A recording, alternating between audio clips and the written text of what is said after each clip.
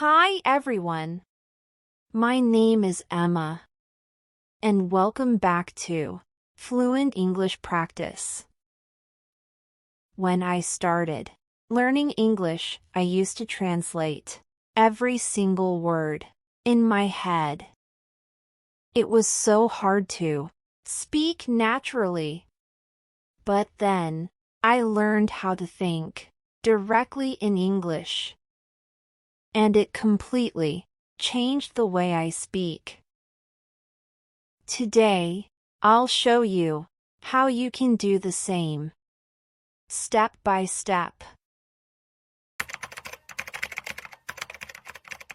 Fluent English Practice.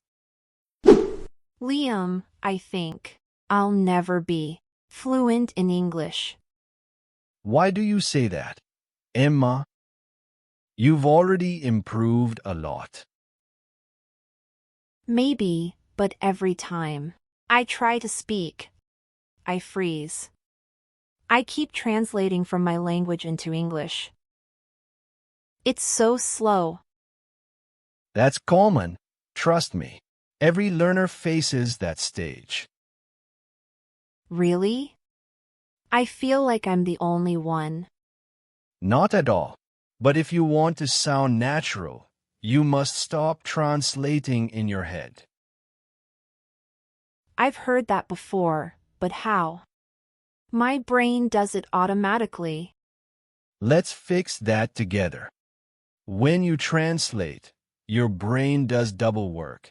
First, it builds a sentence in your language. Then it converts it into English. That double step makes you slow and unsure. That's true. By the time I find the English words, the conversation is gone. It's like driving with the handbrake on. Exactly. My brain feels stuck. The problem starts when we learn vocabulary with translations. You learned appel is equal to seb, right? Yes. But that connects word translation, not word idea. Instead, link words to pictures or feelings. When I say coffee, what comes to your mind? A hot cup, the smell, the taste. Perfect. No translation. That's thinking in English. Oh. So I need to connect words to experiences, not to my language. Exactly. See English, feel English. How do I practice that daily? Create an English bubble. 5 minutes where you only think and speak in English. While making tea, I'm pouring water. The cup is warm. While walking, a blue car, a tall tree. So I describe everything I see? Exactly. No translation, just observation. I can do that on my morning walk.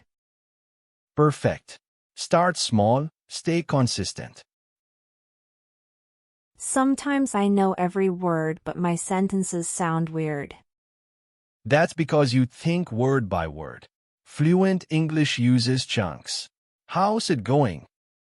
That makes sense. Can you help me with this? That makes sense.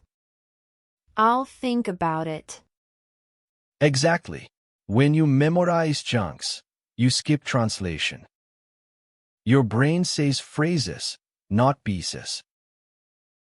Sometimes my mind just goes blank. That's fine. Think of your brain like a muscle. The first workouts feel hard. So my brain needs gym time. Right. Choose a topic like my morning and speak for 2 minutes. If you forget a word, describe it. Instead of thermometer, thing that shows temperature. Keep the flow. Don't stop for perfection. What about shadowing?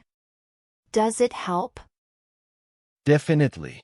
Listen to native English and repeat instantly, like an echo. Choose short clips and copy rhythm, tone, and emotion. So I shouldn't translate, just follow the sound? Exactly. It links English sound, meaning directly. After 1 week, your thoughts start forming in English automatically. I still feel scared to speak. What if I make mistakes? Everyone does, even native speakers. Fluency isn't perfection, it's confidence. When you stop fearing mistakes, your brain stops translating. So I just trust my English brain. Exactly. Trust brings fluency. Let's test it.